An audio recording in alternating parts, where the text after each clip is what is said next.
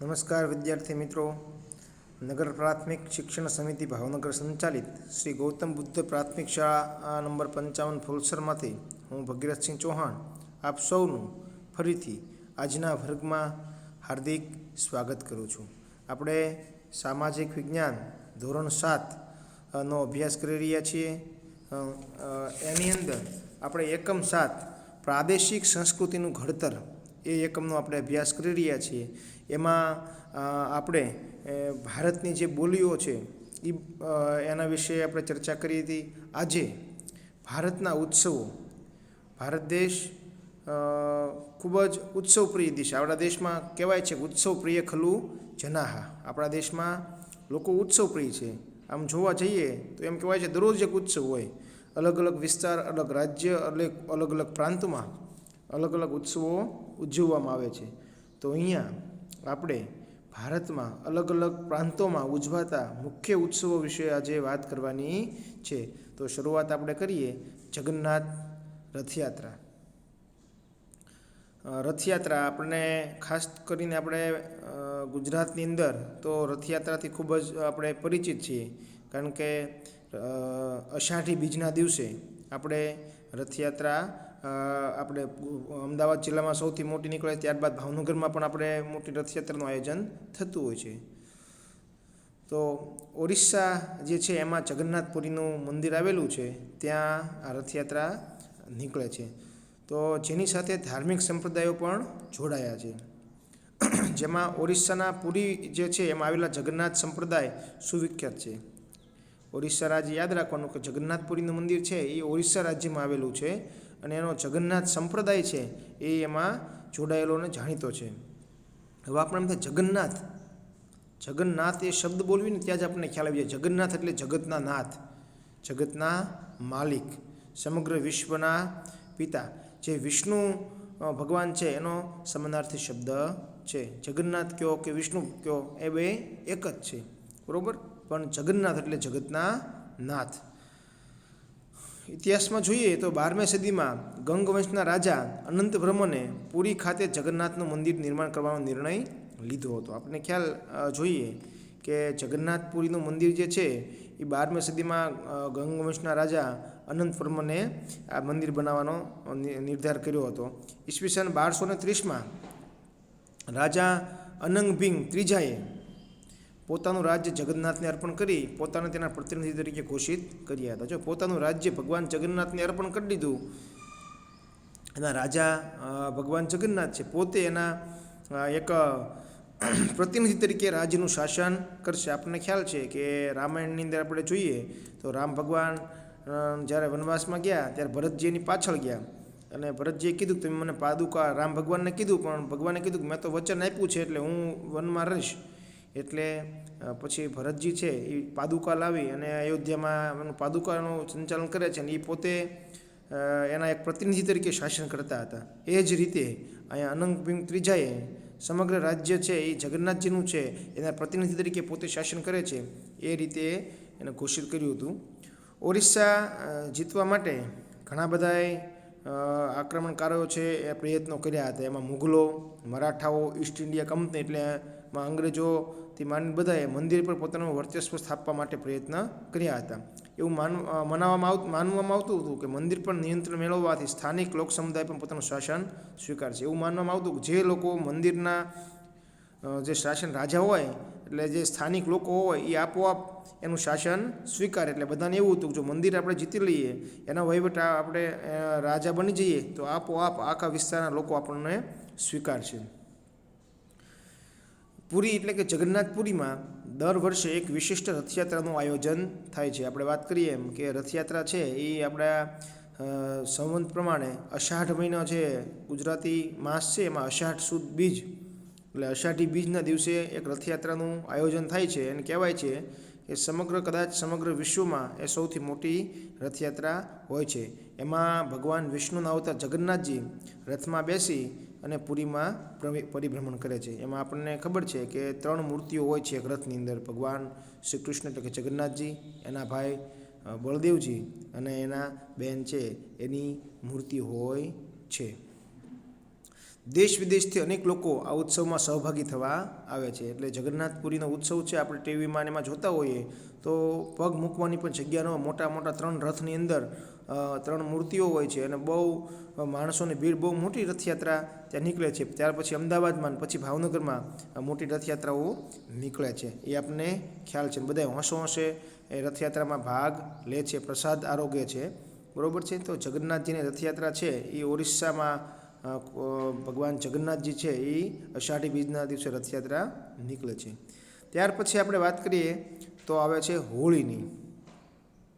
હોળી છે, આમ જોઈએ તો દરેક રાજ્યમાં દરેક તહેવારો ઉજવતા હોય છે, પણ હોળી છે રાજસ્થાનનો મુખ્ય તહેવાર છે.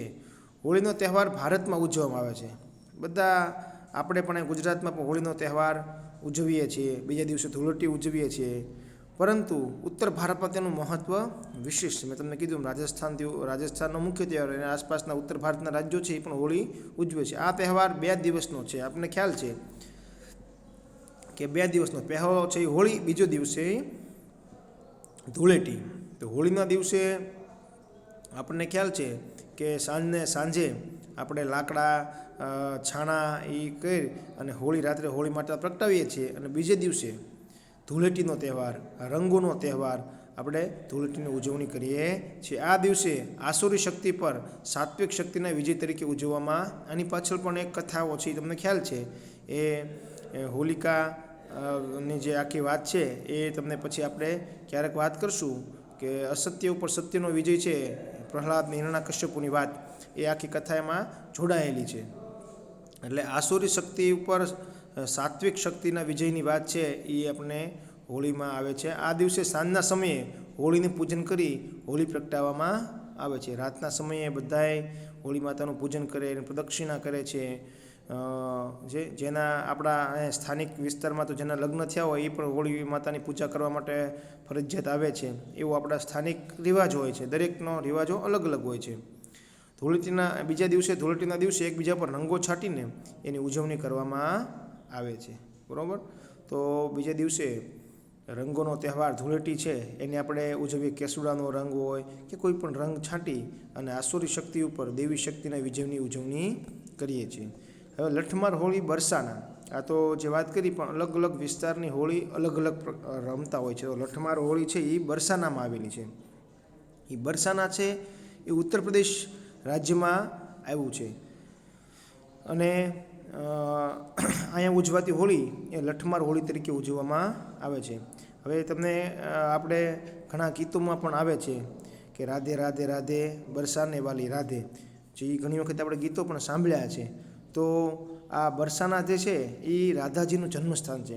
કૃષ્ણ ભક્તિના ગીતો આપણે સાંભળીએ છીએ, એમાં ઘણી વખત આપણે સાંભળતા હોઈએ છીએ. તો બરસાના છે એ રાધાજીનું જન્મસ્થાન છે. અહીં નંદગામ શ્રીકૃષ્ણની ભૂમિના પુરુષો બરસાનાની સ્ત્રીઓ સાથે હોળી રમવા આવે છે. આપણને ખ્યાલ છે કૃષ્ણ ભગવાનનો જન્મ જેલમાં થયો હતો, ત્યાર પછી એનો ઉછેર નંદબાબાને ત્યાં નંદગ્રામમાં થયો. કૃષ્ણનો જે એનું બાળપણ આખું ત્યાં ઉછેર થયો હતો. તો આ જે છે એ બરસાનાના જે પુરુષો છે નંદગામના જે પુરુષો છે એ બરસાનાની સ્ત્રીઓ સાથે હોળી રમવા આવે છે અને રાધાજીના મંદિર ઉપર ધજા ચડાવવાનો પ્રયત્ન કરે છે. ત્યારે બરસાનામાં રાધાજીનું મંદિર છે ત્યાં ધજા ચડાવવાનો પ્રયત્ન કરે છે સ્ત્રીઓ દ્વારા. જો અહીંયા શા માટે લઠમાર હોળી કીધી છે? તો સ્ત્રીઓ તો લઠ એટલે જાડી લાકડી, એનાથી આ પુરુષોનું સ્વાગત કરવામાં આવે છે. તેથી આ હોળીને લઠમાર હોળી તરીકે ઓળખવામાં આવે. જો અલગ અલગ વિસ્તાર પ્રાંત પ્રમાણે આ બધા તહેવારો એના રીત રિવાજો અલગ હોય છે.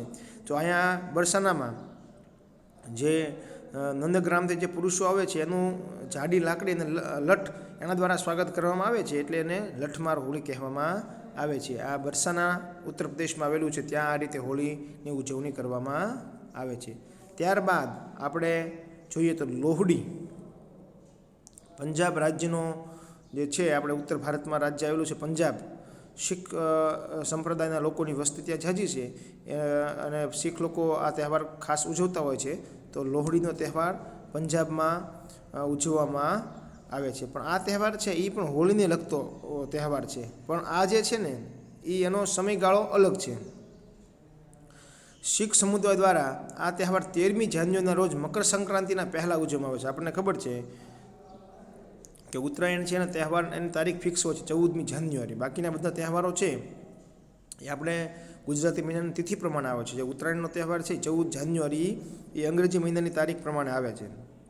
તો 14મી જાન્યુઆરી ઉત્તરાયણને એક દિવસ પહેલાં એટલે 13મી જાન્યુઆરીના દિવસે પંજાબમાં આ લોહડીનો તહેવાર ઉજવવામાં આવે છે. એમાં પણ આ રીતે હોળીની જેમ જ હોય છે. રાત્રે અગ્નિ પ્રગટાવી તેનું પૂજન કરવામાં આવે છે અને તે પ્રદક્ષિણા કરવામાં આવે છે, તેમજ મીઠાઈઓ અર્પણ કરવામાં આવે છે. આ પંજાબમાં આ રીતે હોળી જે છે એ 13મી જાન્યુઆરીના દિવસે ઉજવાય છે. આ તહેવાર અંધકાર ઉપર પ્રકાશના પ્રતીક તરીકે પણ ઉજવવામાં આવે છે. બધા તહેવારો જોઈએ તો આસુરી શક્તિ ઉપર દેવી શક્તિનો વિજય, અંધકાર ઉપર પ્રકાશનો તહેવાર. આપણા જીવનમાં પણ કંઈ જે દુર્ગુણો હોય એ દૂર કરી અને સદ્ગુણો તરફ જવા માટેની પ્રેરણા આપતો તહેવાર છે. આ તહેવાર છે એ મુખ્યત્વે પંજાબ, હરિયાણા અને દિલ્હીના આસપાસના વિસ્તારમાં વસતા શીખ સંપ્રદાયના લોકો જે છે, શીખ સમુદાય એ હર્ષોલ્લાસથી ઉજવે છે. એટલે પંજાબ, હરિયાણા અને દિલ્હીના વિસ્તાર, જે લોકો પંજાબની આસપાસના રાજ્યો છે ત્યાં આ લોહડી જે છે એ ઉત્તરાયણના આગલા દિવસે ઉજવવામાં આવે છે. એટલે હવે જે તહેવારોની વાત કરીએ આ લોહડીનો, એ તો ટૂંક સમયમાં આવશે જ તે. ત્યારબાદ એક અલગ પ્રકારનો તહેવાર આપણે જોવા જઈ રહ્યા છીએ, પોંગલ. આપણે ઉત્તર ભારત જોઈએ એમ દક્ષિણ ભારતમાં પણ તહેવારો અલગ અલગ રીતે ઉજવવામાં આવે છે. તો પોંગલની વાત કરીએ તો પોંગલ એ તમિલનાડુ રાજ્યનો મુખ્ય તહેવાર છે. એ વિદ્યાર્થી મિત્રો યાદ રાખજો, પોંગલ એ તામિલનાડુ, દક્ષિણ ભારતમાં આવેલું આપણું એક રાજ્ય છે તામિલનાડુ, એનો મુખ્ય તહેવાર છે. આ ઉપરાંત દક્ષિણ ભારતના બીજા રાજ્યો છે કર્ણાટક અને આંધ્રપ્રદેશ, એમાં પણ આ પોંગલનો તહેવાર ઉજવવામાં આવે છે. પોંગલની ઉજવણી તમિલ મહિના થાય, જો જેના તમિલ જે મહિનાઓ છે એમાં જે અલગ અલગ મહિનાઓ એમાં શું થાય મહિનો આવે છે, એનો સમયગાળો જાન્યુઆરી મહિનાનો મધ્ય ભાગ, એટલે ઉત્તરાયણ આસપાસ તે થાય ના પ્રથમ દિવસે કરવામાં આવે છે. જો એનો જે સ્થાનિક મહિનો છે થાય એમાં, એટલે કે જાન્યુઆરી મહિનાનો વચ્ચેનો ભાગ જે છે એમાં આ પોંગલની ઉજવણી કરવામાં આવે છે. આ દિવસે પોંગલ નામની વાનગી બનાવવામાં. જો પોંગલ છે એ શું છે એવો પ્રશ્ન પણ આવી શકે આપણને. તો પોંગલનો તહેવાર તો છે જ તે, પણ પોંગલ છે એક વાનગી છે. આપણે કેમ બીજમાં કે એમાં ખીર બનાવતા હોઈએ છીએ, બરાબર, દૂધ બનાવીએ છીએ, ખીર બનાવીએ, એમ પોંગલ છે એ એક પ્રકારની વાનગી છે. જો આટલું જાણવામાં આપણને કીધું છે, તહેવાર તો છે જ તે, પરંતુ એ ખાવાની એક વાનગી છે. અહીંયા આપણે માહિતી માટે આટલું જાણો, એ વિશેષ માહિતી માટે આપ્યું હોય છે તે આપણે જાણવાનું છે. તમિલ ભાષાના પોંગલનો અર્થ થાય છે ઉકાળવું. જો આપણે ગુજરાતી, મહારાષ્ટ્રમાં મરાઠી, એમ દરેક રાજ્યમાં ભાષા છે. તો તમિલ ભાષા છે તામિલનાડુમાં, એમાં પોંગલ એટલે કે ઉકાળવું. આપણે કેમ પાણીને ગરમ કરીએ, ચા ઉકાળીએ, એની અંદર શું ઉકાળવામાં આવે છે તો કે ચોખા, મગની દાળ, દૂધ અને ખાંડ. ચોખા, મગની દાળ, દૂધ અને ખાંડને વાસણમાં ઉકાળીને પોંગલ બનાવવામાં આવે છે. એટલે પોંગલ છે એક વાનગી છે. એમાં શું શું હોય તો કે ચોખા, મગની દાળ, દૂધ અને ખાંડ. આપણે કેમ ખીર બનાવીએ એ ટાઈપની એક વાનગી છે. આ વાનગીને શુકન ગણવામાં આવે છે. જો વાનગી છે આપણને પીણું છે, એટલે એ પી શકાય એવી, આપણે ખીર પીએ, દૂધ પીએ એ ટાઈપની આ વાનગી છે, એને આ પીણું છે અને પીવામાં આવે છે. અને આ પોંગલ જે છે એને ખૂબ જ શુકન માનવામાં આવે છે. એટલે આ તમિલનાડુ, આંધ્રપ્રદેશ, કર્ણાટક રાજ્યના લોકો છે એને ખૂબ જ શુકન માને છે. એટલે ફરજિયાત આ થાઈ મહિનો જ્યારે આવે ત્યારે ફરજિયાત બધાય પોંગલ જે છે એ વાનગી બનાવે છે. તો વિદ્યાર્થી મિત્રો, આપણે પોંગલ જે છે એ તમિલનાડુ રાજ્યનો મુખ્ય તહેવાર છે એ આપણે યાદ રાખશું. ત્યારબાદ આપણને સરસ મજાનું ચિત્ર બતાવે છે, બરાબર છે, હોડી છે, અને એનો ઉપરનો ભાગ જો આ રીતે આગળ આપેલો છે. તો ઓણમ, હવે આ તહેવાર આવે છે ઓણમ, એને ઓનમ પણ કહેવાય છે. તો ઓણમ કેરળમાં ઉજવાતો મુખ્ય તહેવાર છે. આપણે યાદ રાખશું વિદ્યાર્થીઓ કે દક્ષિણ ભારતમાં આવેલું નીચેનું રાજ્ય એટલે કે કેરળ, કે જ્યાં દરિયા કિનારો આપણે ગુજરાતની જેમ જ એને પણ દરિયા કિનારાનો ભરપૂર લાભ મળ્યો છે. તો આ કેરળ રાજ્ય છે એનો મુખ્ય તહેવાર છે ઓણમ. ઓણમ મલયાલમ કેલેન્ડરના પ્રથમ મહિના, જો એનું જે મલયાલમ કેલેન્ડર છે એના સ્થાનિક કેલેન્ડર પ્રમાણે એના પ્રથમ મહિનો જે શરૂ થાય ને ત્યારે ઓણમનો તહેવાર ઉજવવામાં આવે છે. અને આપણે અંગ્રેજી મહિના પ્રમાણે જોઈએ તો ઓગસ્ટ સપ્ટેમ્બર મહિનામાં 10 દિવસ સુધી ઉજવાતો તહેવાર છે. આપણે કેમ નવરાત્રિ 9 દિવસ ઉજવાય છે એમ આ ઓણમ જે છે એ આ કેરળ રાજ્યની અંદર 10 દિવસ સુધી ઉજવવામાં આવતો તહેવાર છે. એમાં શું શું કરે છે આ કેરળના લોકો? તેમાં ફૂલોની સજાવટ કરે છે, સરસ મજાના ફૂલો છે એ ઘરે, એને દુકાન, ઓફિસ, હોડીઓમાં એને સજાવટ કરે છે. વિવિધ વાનગીઓ બનાવે છે.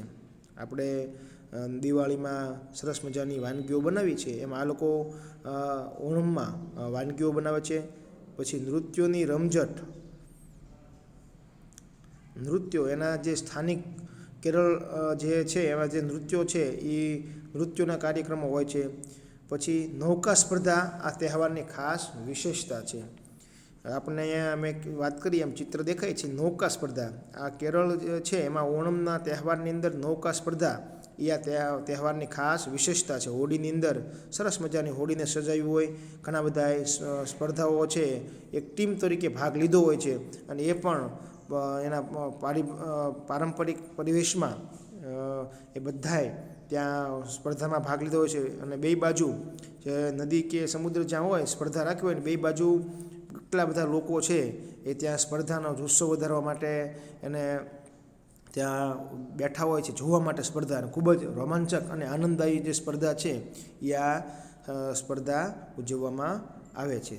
એટલે આ નૌકા સ્પર્ધા છે એને વલ્લમ કાલી એ નામથી ઓળખવામાં આવે. અહીં ચિત્ર બતાવ્યું જ છે આપણને, નીચે લખ્યું જ છે કે વલ્લમ કાલી. તો આ સ્પર્ધા જે છે એ વલ્લમ કાલી નામથી ઓળખવામાં આવે છે, નૌકા સ્પર્ધાને. આ તહેવાર સાદિયા નામનું ભોજન લેવામાં આવે છે. જો એ ઓણમની અંદર જે ભોજન લેવામાં આવે છે એ સાદિયા નામનું ભોજન પણ લેવામાં આવે છે. તો વિદ્યાર્થી મિત્રો આપણે ખાસ યાદ રાખજો કે ઓણમ છે એ કેરળ રાજ્યનો વિશિષ્ટ તહેવાર છે, બરાબર. અને ત્યાં નૌકા સ્પર્ધા આ સમયમાં થતી હોય છે. તો વિદ્યાર્થીઓ આજે જે અલગ અલગ તહેવારો છે એના વિશેની આપણે વાત કરી. તો જગન્નાથપુરી જે છે એની રથયાત્રાની, હોળી, લઠમાર હોળી બરસાનામાં થાય છે, લોહડી પંજાબનો મુખ્ય તહેવાર, પોંગલ જે છે તમિલનાડુ, અને ઓણમ આ તહેવારો વિશે આપણે વાત કરી છે. તો આજના વર્ગમાં એટલું રાખીએ. દિવાળી, દુર્ગા પૂજા, નાતાલ, મોહરમ, ઈદ બાકીના તહેવારો વિશેની વાત છે એ હવે પછીના વર્ગમાં કરશું. ત્યાં સુધીમાં તમે આજના વર્ગમાં કરેલી વાતો, કરેલી ચર્ચાઓ વિશે થોડુંક ચિંતન કરજો, લખજો, યાદ રાખજો. અસ્તુ. આજનો વર્ગ પૂરો કર્યો છે. અસ્તુ. જય હિન્દ.